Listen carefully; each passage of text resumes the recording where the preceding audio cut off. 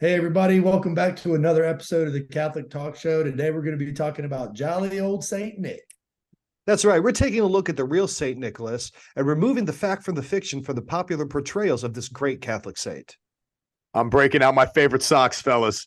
St. Nicholas is coming out of the drawer, going on my feet, and I'm ready to bring some glad tidings.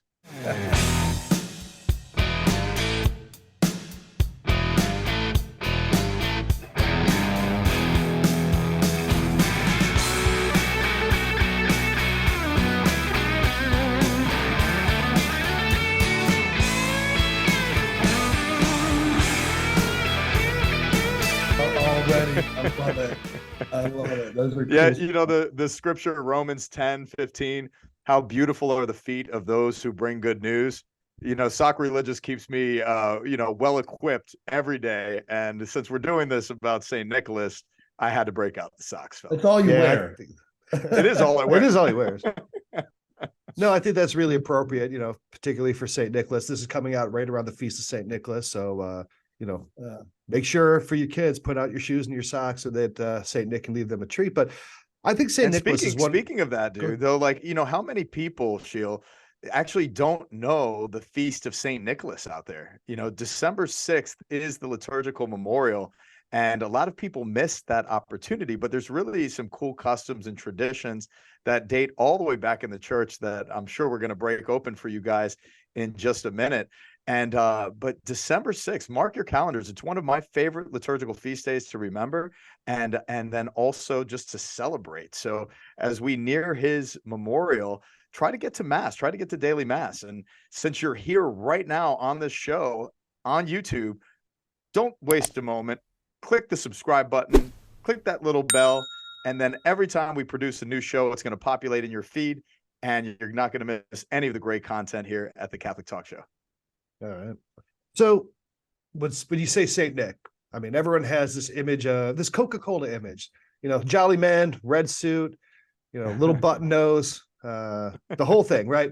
But that's a popular portrayal mixed up with so much different history, from Nordic folktales to 20th century American marketing, has really kind of obscured who St. Nicholas of Myra really was, which is a incredibly powerful Catholic saint, a bishop, a person who went through persecution for his faith, somebody who contributed so great to his community, a staunch defender of the orthodoxy of the Trinity, and I think a saint that really can, both East and West, everyone can get behind. I mean, as much as we love St. Nicholas here in the Latin West, the Greek East loves St. Nicholas even more. And I think they look at him truly as that bishop, as that defender of orthodoxy. And I think that's what we want to share with you today, is who St. Nicholas really was, and not just, the guy that Will Ferrell knows so well, right? A big elf. I know him. It's one of the really cool things about doing this show with you guys and diving into, phenomenons on how cultures create, various types of caricatures. And I mean, you got to think he was born in the 3rd century, right? And so his legacy, not only as a saint in the church, but also as a cheerful giver, somebody who, gave his life to be charitable with his neighbors, especially children, and to develop that through the cultural heritages of Christmas in Eastern Europe, then to Western Europe. And then in the United States, you have Thomas Nast, and, it all started with Clement, I forget his last name, but he's Clement Moore. Poet. And Clement Moore. And he did a poem, "'Twas the Night Before Christmas." And so, drawing on all that, he created this persona. And then Thomas Nast, who created very famous caricatures that Coca-Cola eventually, kind of modified. Uncle Sam is another one. So this guy was a cartoonist. Then he developed this, big jolly old Saint Nick, and, it's funny because we kind of operate, as we develop, into our culture, we kind of operate within that culture without even asking these questions. So it's really cool to be able to get into some of that today with you guys, the reality.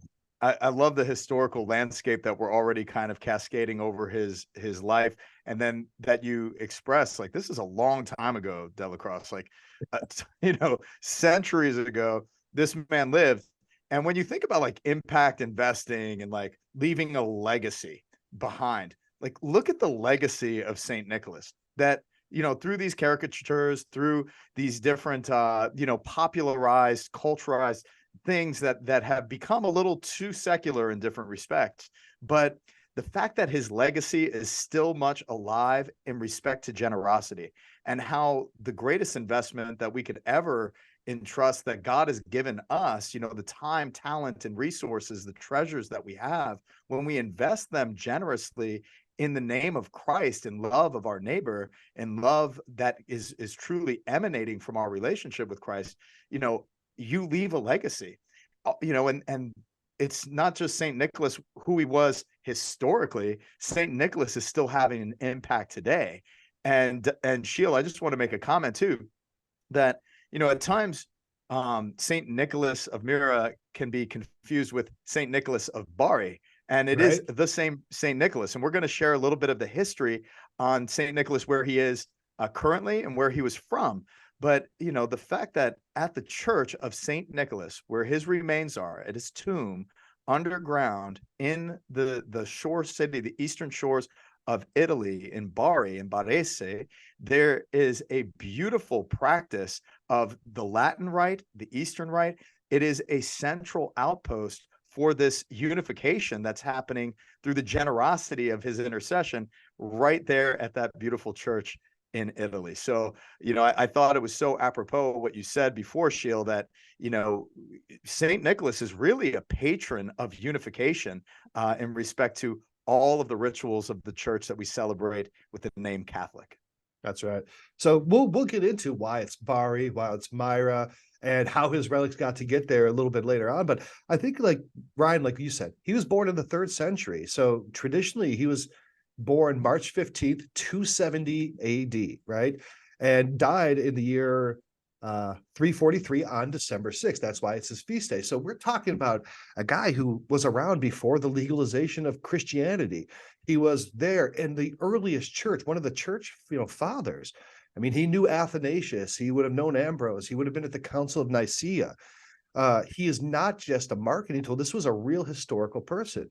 So St. Nicholas was born in what is modern day Turkey, okay? And his parents were rich. And his parents were both Catholics, both Christians. But when his parents died, they left him a lot of money. And he didn't know what to do with it, right? So because he wanted to live the life of a good Christian, he wanted to give away his wealth. So this is how he became the patron saint of children, and how he got kind of associated with gift giving. So in the ancient world, when you had daughters, Ryan, you have a lot of daughters, so this might actually be portentous for you. You used to have a dowry to marry them off, right? It's like, no one's just going to take your daughter and marry them because they're pretty. They want, like, well, where's my goat and my, couple acres? Yeah, I've been saving all their Halloween candy. So when some young man suitor comes along, it's like, look, I can give you Maria and about 1.5 pounds of candy. You got a deal? Well, so there's this man, this father, who was a widower. He had 3 daughters, and he didn't have enough money to get a dowry to marry them off. So in the ancient world, that probably meant you're going to have to be forced into prostitution, because, I mean, if you couldn't get married, what marketable skill did a woman have in the ancient world that they let them do? So St. Nicholas heard about this, and he took gold coins, which was his wealth from his parents, and were putting it in socks and throwing it through the window of this man's house. So the guy would wake up in the morning and they'd be like, oh my gosh, there's a bunch of gold coins. Like, I don't have to sell my daughter off to a life of ill repute. And then he did this in the evening multiple times. So this man was able to marry his daughters off without without having the wealth to do so. So that's how he kind of became associated with gift giving, with socks, with the fireplace, because, some say that he'd go up on the roof and drop it down the fireplace, those socks of coins, because he didn't want anyone to know that he was doing it in his modesty. So that's how St. Nicholas, the bishop back then, got associated with gift giving. And I always thought that was a really cool story to really think about. Now, when I was a kid, it was always a tradition.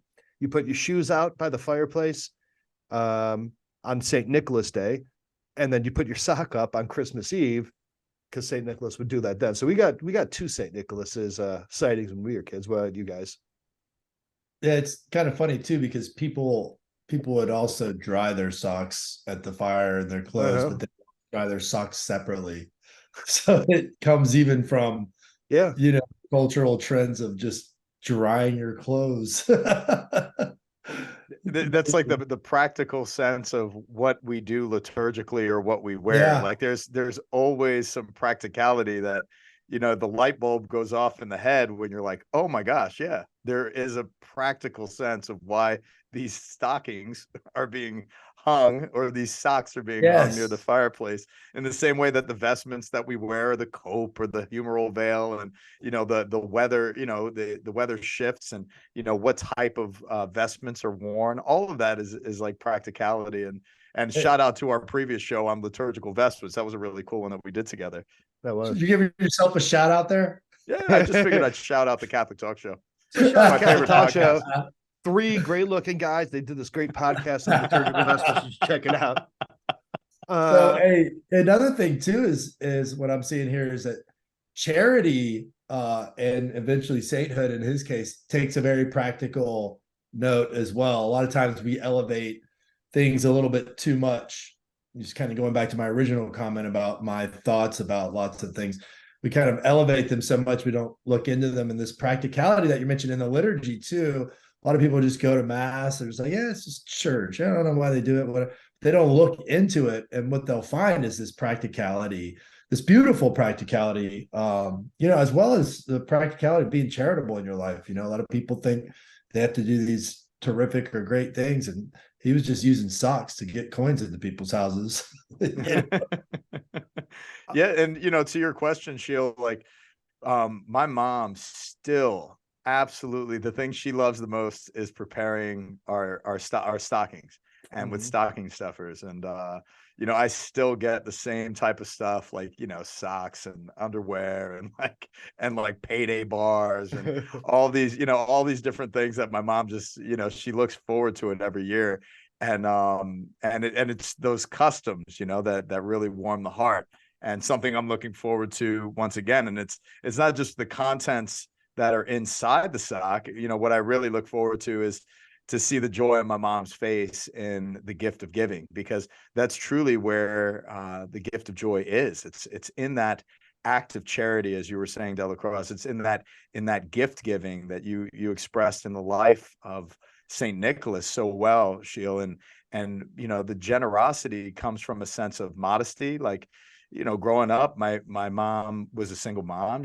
She didn't have a lot of money, and my grandparents really provided a wonderful life for us growing up too, with gifts at Christmas. But for my mom, she had to be very modest in her gift giving. But when I look back at all of the Christmases, really the warmth of her face and her eyes, and the joy that she had in giving her 3 children gifts at Christmas, to remember the gift of Christ is something that I will always cherish as a custom and a tradition.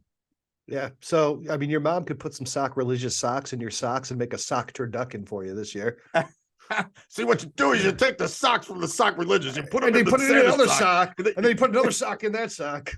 And what do you got? You got a sock turducken. You got a sacrilegious turducken. So one last point on the story of the father and the 3 daughters. And this is pretty cool, because I know when we were kids, you'd want to wait up on Christmas Eve to catch Santa Claus, right? That's everyone wanted to catch Santa dropping off the presents. You'd be like, your parents were like, you got to go to bed. You don't want to catch him. That goes all the way back to when St. Nicholas was alive. So after the first 2 daughters, their dowries came in, this father was like, okay, I need to know who's doing this. So he was staying up all night past midnight after his parents told him to go to bed, trying to catch who was giving him this money, trying to catch Saint Nick, just like kids do to this day. And he threw the money in, and the father runs out and finds out it's this man giving him the money. And Saint Nicholas ordered him not to tell anybody about who was giving him the money, just so that he can maintain his right hand not knowing what the left hand does. So I thought that was clever and just kind of interesting that even back then you're trying to catch Saint Nick, give you a gift. But after Saint Nicholas distributed his money, he's now poor. So he decides to make a pilgrimage to the Holy Land. And I never heard this before. But according to all the historical sources, he went and he lived in Bethlehem. So he went and lived, Saint Nicholas, Santa Claus, lived in Bethlehem in a cave right near the Church of the Nativity, which I think is so cool that Saint Nicholas even then is so tied up in the Nativity that he was living in a cave right by where Jesus was born. So whenever you see like those little cheesy artworks where it's like a nativity scene, you got the baby Jesus, then you got Santa Claus kneeling with his hat off. That's really not too historically inaccurate because Saint Nick lived in that cave, and there's still a church there in the area called Saint Nicholas Church, which that I don't know, that really made me happy to think of the real Saint Nicholas living in a cave by where Jesus was born. Well, there you got the connection now between his saintly charism and the tie to the nativity, which I was always wondering about, and here we go. I learned more again. I think a lot of it has to do with it's just the timing of this feast day too. Yeah. And there's always such a warmth in the church when you have Saint Nicholas. Father Tetlow did this for years and coming out of the 70s, but to include Saint Nicholas to come and venerate the child Jesus in front of the whole congregation, to kneel and in devotion. And it's just like, there's not a dry eye in the church, experiencing that for the past, greater majority of my 20s. So for close to 10, 12 years, being with Father Tetlow at Christmas, and seeing how the congregation experienced Saint Nicholas really venerating the nativity. There's a power there. There's an intercession there. There's a sense of remembrance. So I do love that, not only in statuary, but that practice is, all over the world and all over the country in respect to, Saint Nicholas and the Mass. Mm-hmm. It also kind of postures people towards the primacy of the time, right? Like in what we're celebrating too, Yeah. It's true. And it's like, I've never, like when I went through the seminary and you read the rubrics and, like I remember giving Father Tetlow such a hard time about that. I'm like, it's not liturgical and, like blah, blah. And now, being in the priesthood for, close to 11 years and seeing what he was doing pastorally and understanding it a little bit more deeply, looking beyond just, the sense of, strict rubrics. There's customs, there's traditions, there's things that happen, and it's not like it's happening, in the throes of the middle of the liturgy, like it's at the very end before the final blessing. And it's not like he's giving a homily. Yeah, exactly. Exactly. But I don't know. I've known Father Tetlow to give away a homily or two. Oh gosh. Well, does Tetlow did he teach you the practice and the custom of blessing the Christmas ham? The Christmas ham. The Christmas ham. I don't think so. No. Now, let me tell you a little story about the Christmas ham and how it relates to St. Nicholas. I think we talked about this on one episode way back, but I think it's worth repeating since we're doing an episode specifically about St. Nicholas. So in addition to paying off these young girls' dowries, another reason he's considered the patron saint of children is because he was always portrayed in iconography with 3 children in a barrel. And, people are like, well, what's that all about? So according to legend, there was a butcher, just an evil, wicked butcher who kidnapped and murdered 3 children and put them in a big tub of salt and was brining them and was going to sell them as hams. So he cut these kids up. This is like a serial murder type, right? It's like St. Nicholas was like Dexter or whatever. So so St. Nicholas discovers this and he goes and he blesses these now I don't know, brined children, and they come back to life. So he does the sign of the cross, and they come back to life, and then they, they're able to bust this serial killer butcher. But that's one of the less pleasant stories about St. Nicholas that helps lead to why he's the patron saint of children, because he was able to prevent a serial killer from his mad, savage pickling career. So is there a ritual that spawned from that for the blessing of the ham? Because now I don't even know if I want to eat ham at Christmas. Me either. But just it's fine eating ham. Just know where you're getting. Just know where you're getting it from. Okay. Just trust your butcher. It doesn't come out of a barrel. Yeah. And just in case, just do the sign of the cross over it, and have great faith. And if it comes back to life, and then it all of a sudden starts crying, it's a baby. Like, oh, bad butcher. Should have went to that one. Bad butcher. I'm never going back to that. You're gonna have to smell it, man. Smell it. There's nothing better than a good Christmas ham, though.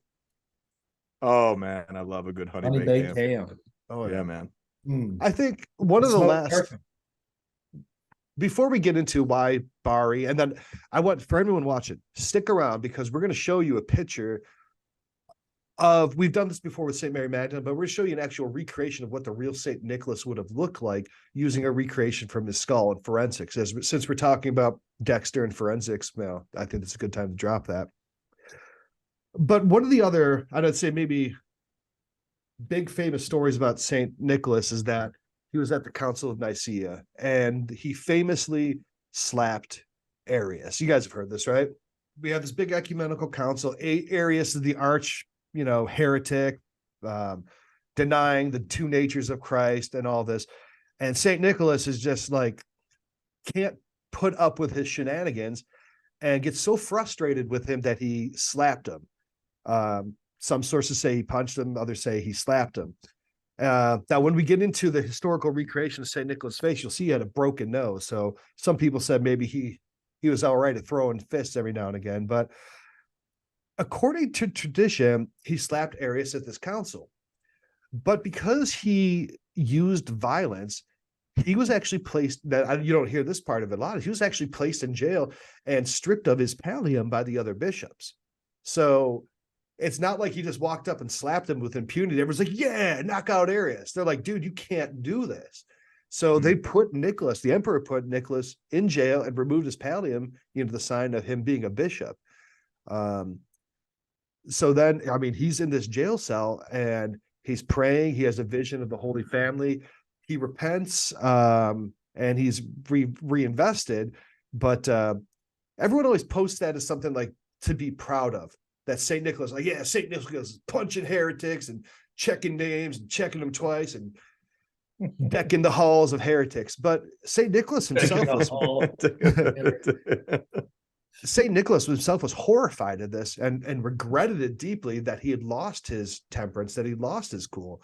So it's, it makes for a good social media meme, but it's not something that he would have wanted to be remembered for. Yeah, I think in youthful zeal, when you've got all that energy, and it was like how we looked at St. Louis de Montfort too, just a bruiser, like a bruiser going into bars and confronting people who weren't going to church, and some of those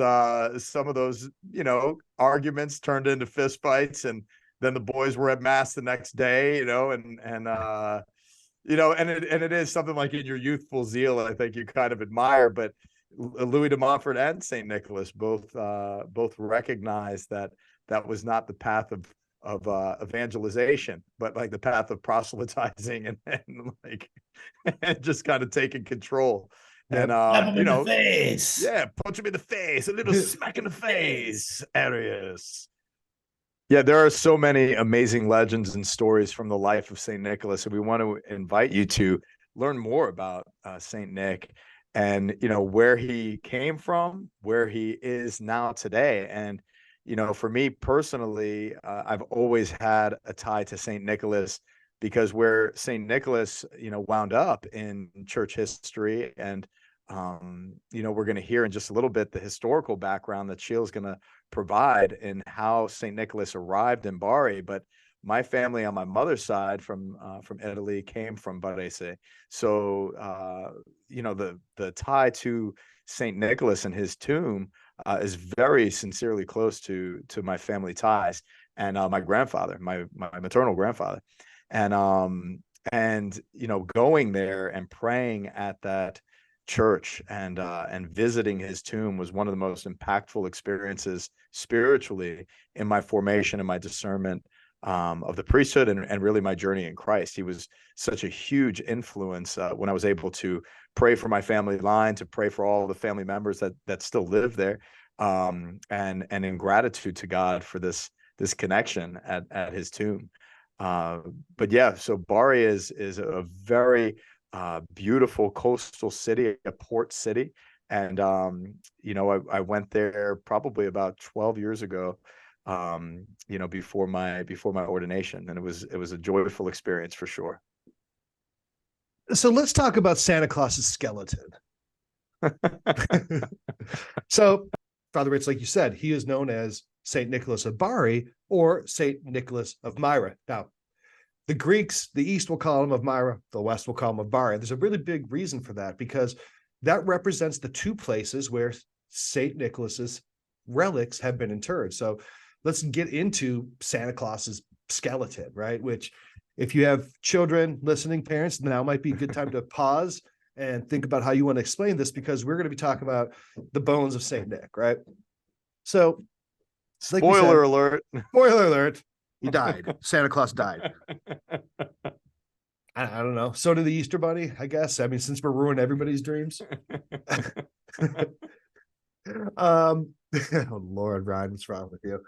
So St. Nicholas, he was the Bishop of Myra. He died there, was buried and interred there. And there's a church there still to this day where St. Nicholas was buried in Myra, which is in modern day Turkey. Now, when he died, that was part of the Byzantine Empire. And it was safe and secure for years and years, 700 years. But around in the year 1071, most of Asia Minor was taken over and conquered by the Turks from the Byzantines after the Battle of Manzikert, which meant all of these historic churches throughout Asia Minor no longer had imperial protection, right? The Emperor of Byzantium wasn't able to protect it anymore. And there was a group of Italian soldiers from Bari, probably your ancestors, Father Rich, knowing you, right? And they got on this boat and they sailed across the Mediterranean and landed in Myra and broke into the church, smashed the sarcophagus, and stole the bones of St. Nicholas and brought them back with them to Bari. So that's why, well, look, he should have been in Myra, but then these sailors took him and put him in Bari. So that's how those relics ended up there. They just actually rediscovered the sarcophagus in Turkey, and the Turkish government issued a formal request to Italy that the relics be repatriated to Turkey. I'm sure they're trying to get the tourism down, right? But St. Nicholas is also known as St. Nicholas of Venice because his relics are there too. So these sailors from Bari didn't take all of his bones. They just took like the big ones, the glory bones, right? They took the skull and, the legs and whatever. So another group of Italian sailors left Venice and went across, and they're like, oh, let's see if there's any bones left, right? So they went and they got like all the little small bones, like the knuckles and little rib bones, and I don't know, maybe the cochlea, which is the smallest bone in the body. I don't know, right? And took those all back to Venice. Now, they've done scientific testing on both of these, and they found that the bones in Venice and Bari line up. They're from the same individual. So that's why there's the confusion of Bari or Myra. Really, it's about the interment of where his relics are. So, and different Italian soldiers. Sailors. Italian sailors, dude. You can't. They will steal your bones at the drop of a hat, dude. You can't leave bones around with those guys ever. You're going back to Bari. No, dude, especially the glory bones. Right, the glory bones. Man, I ate some chicken wings, leave those around. I got Italian sailors beating down my door trying to steal the bones. So So That on behalf being- of my family line, I just want to say to Myra and to Turkey, you know, no offense. I'm sorry. I apologize on behalf of my family. Sorry, we took the stole your bones. Stole your bones, Dad. Hey, Dad, I'm sorry I stole your bones. Gosh.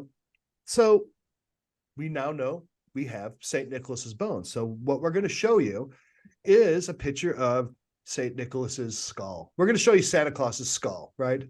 Which I think is super cool. But before we do that, I want to give a shout out to our sponsors. So first sponsor I want to talk about is HALLOW. HALLOW is an absolutely amazing Catholic prayer app. It's the #1 prayer app in the App Store.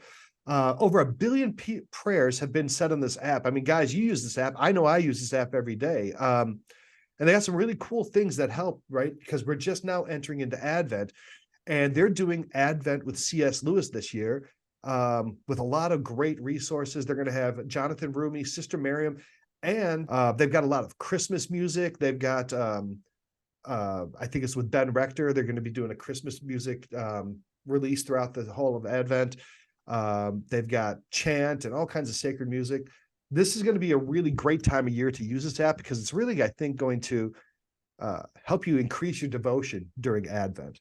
Ryan, how often do you use it?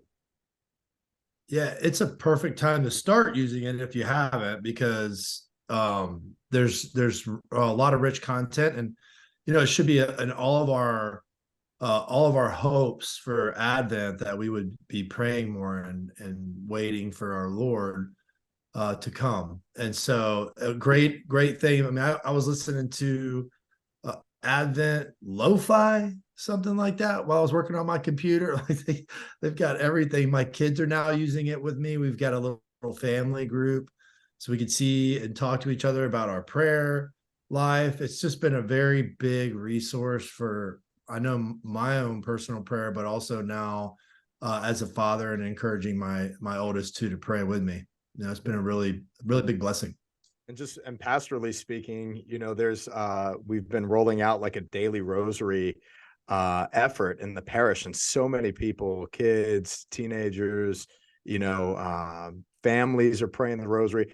And you know, there's a number of families that use the HALLOW app so that they're making sure that they're hitting their marks of prayer. Like they could set you know, goals each day. And you know, what I love too is that you can have a friends and family component to this, like where you can have your prayer group, you can have, you know, your family. And that's what I love across the way that you guys use the app as a family. But, you know, we have so many Bible studies and groups that are developing organically here.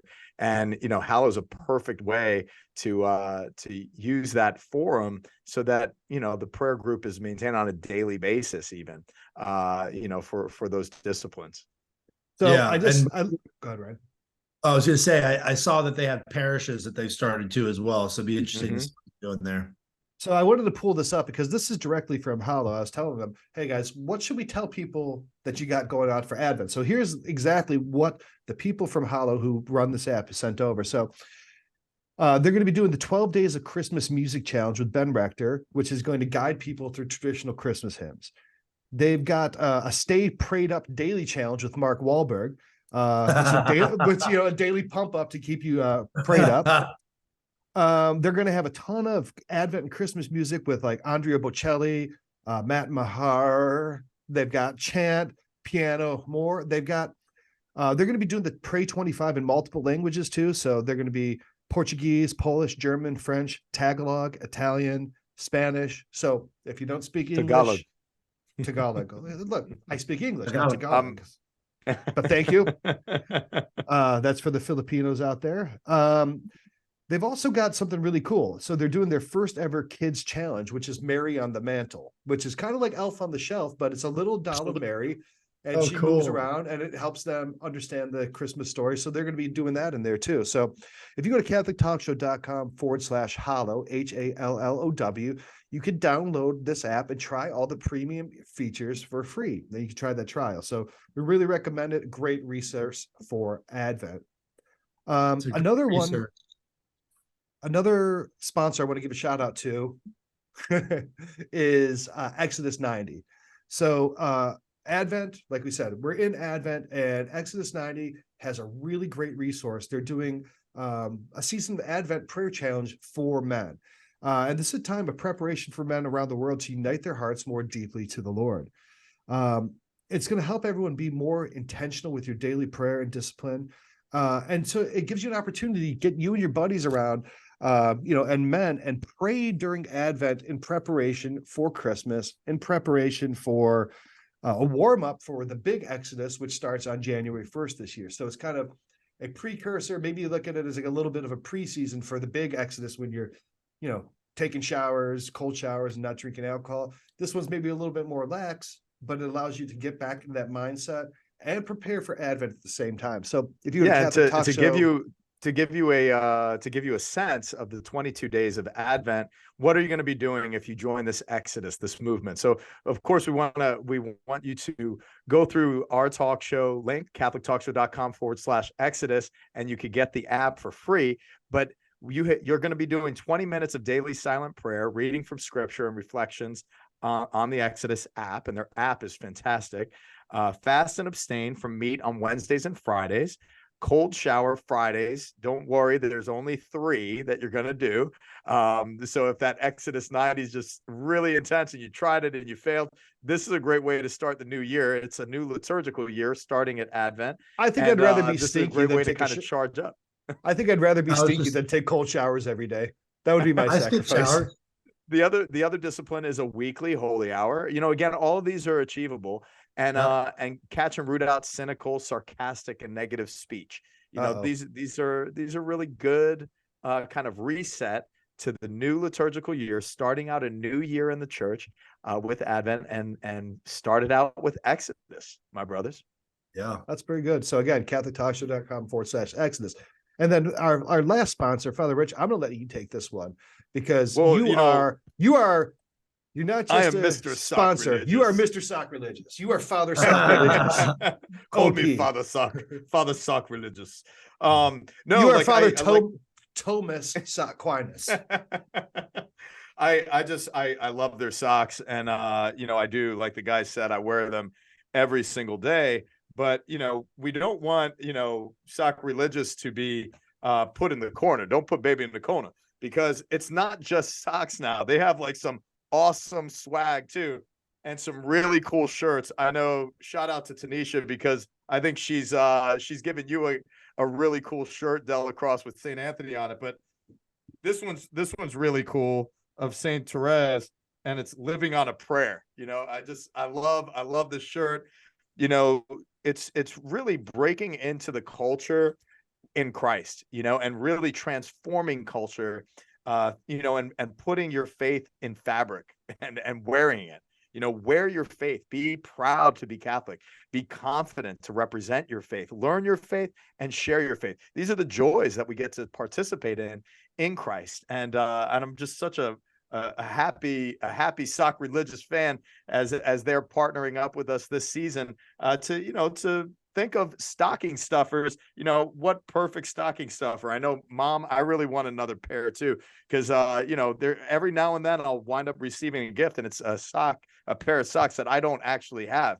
And the guys know, I've shown them my sock drawer. I literally have like almost every single sock that they've ever made. So they keep on coming out with new content and new socks. They sent us the Swiss Guard socks, and I left them down there.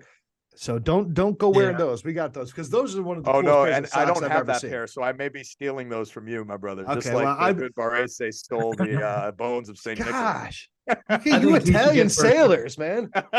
Yeah. First right of refusal. You know what though? If you do steal them, I could go and buy them. Do you know why? Because I can afford to. If I use Talk 10, I go to catholictalkshow.com/socks, SOCKS, and use code Talk 10 and save 10% off my whole order. Now, this is a great gift for Christmas coming up. Whether it's a stocking stuffer, like I said, making a sock turducken, whether it's t-shirts or sweatshirts, they have great coffee mugs.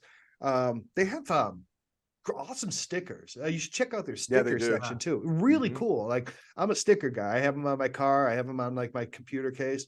really cool Holy Saint stickers. But you know, socks, and look, if you're a guy like me, I wear a size 14. They have socks that will fit you too. They've got socks for kids. Go check them out. I mean, we actually do wear them. They've got a new the Christmas socks are really cool, by the way.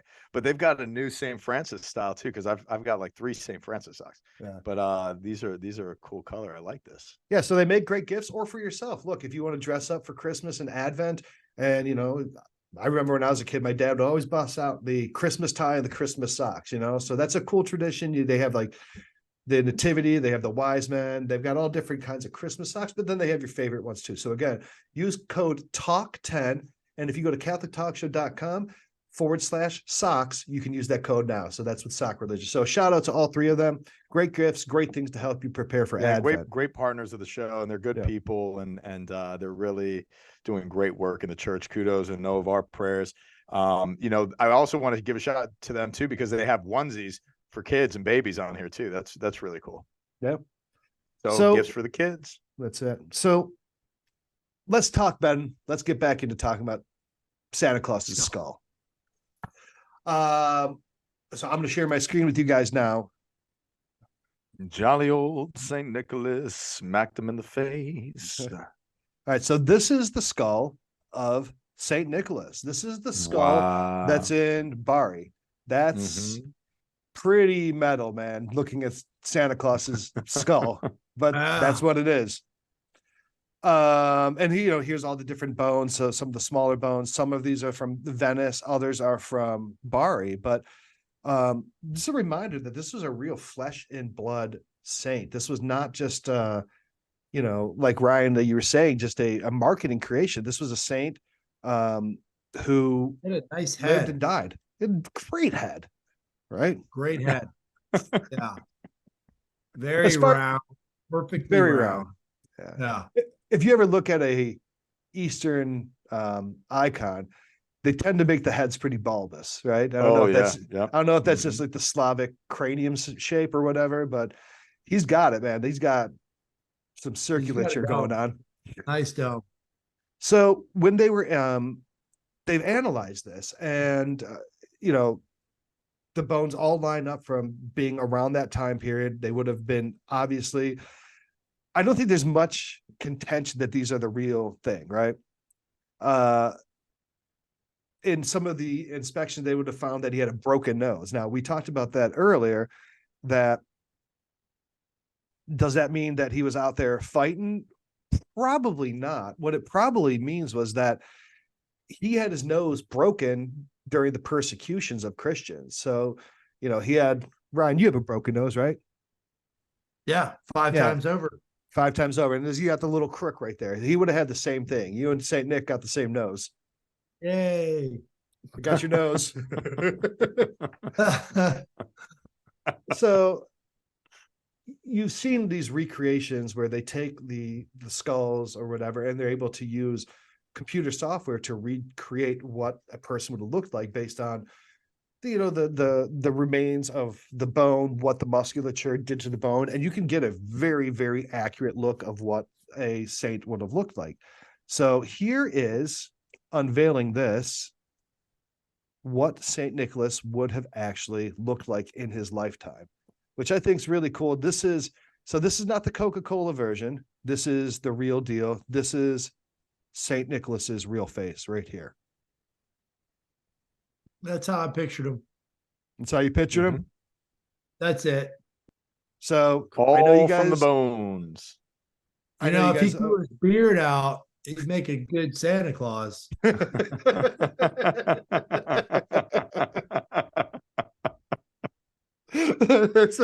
love that. I don't know, Saint Nick. If you grew that beard out, you'd be able to make a great mall Santa. That's so dumb. Oh man, Got to clean up a little bit. That's all.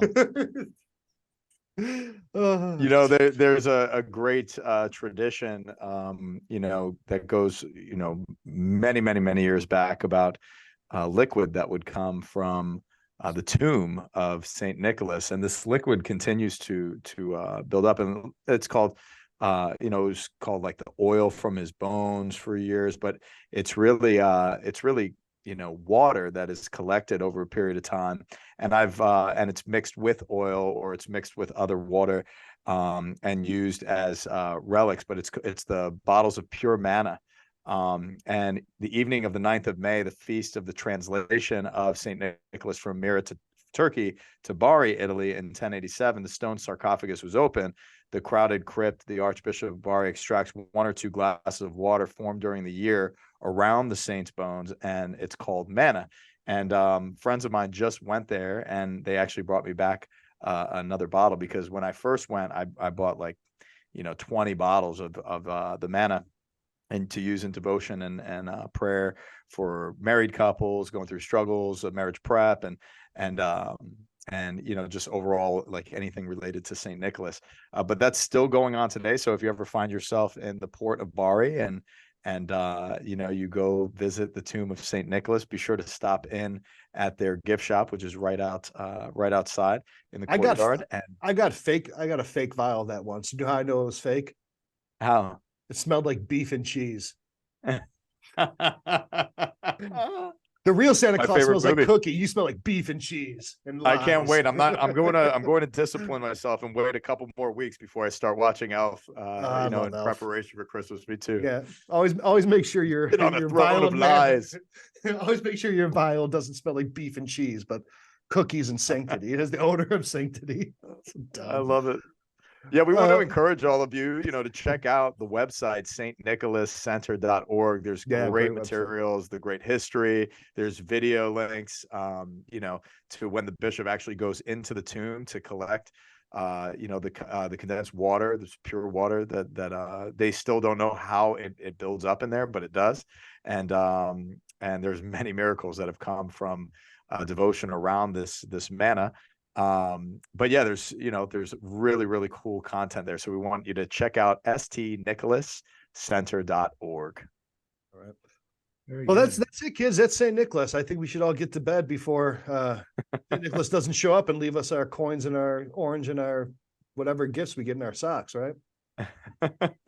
Sock ducking. Thomas Aquinas. So let's give the last word to St. Nicholas himself as we go our separate ways this week. Know of our prayers for you. Please continue to pray for us.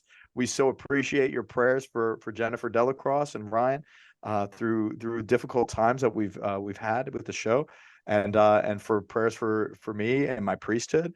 But let's give Saint for me Nicholas too. I mean, what, you're just going to leave me out of this? No, it's chopped liver over there. What's up, doing? Prayers for me and Ryan, but Sheil, screw him. He's fine. He's good on his own. He's fine. He doesn't need prayers. She'll definitely need your prayers. Trust me. Of course I do. No, we all need your prayers, but know of our prayers, and it's beautiful to connect each week. But let's give St. Nicholas the last word here. The giver of every good and perfect gift has called upon us to mimic his giving by grace through faith, and this is not ourselves. It's St. Nicholas's virtue is coming in relationship to his communion with Christ, and that's why his legacy lives on still today. And Christ is very, very much active in the body of Christ, and we are all called to this form of generosity of spirit. So a big thank you to our patrons who support us generously on our show. Thank you for supporting us. And if you're out there thinking of becoming a patron, go to catholictalkshow.com/Patreon, and we'll send you some cool Christmas gifts in the mail to say thank you. And God bless you all. Digitally throw a sock with some donations in. That way we don't have to have a life of ill repute, and we can continue making the show. Because otherwise it's right to the streets for us. I love it. Well, God bless you all, and we'll see you next week.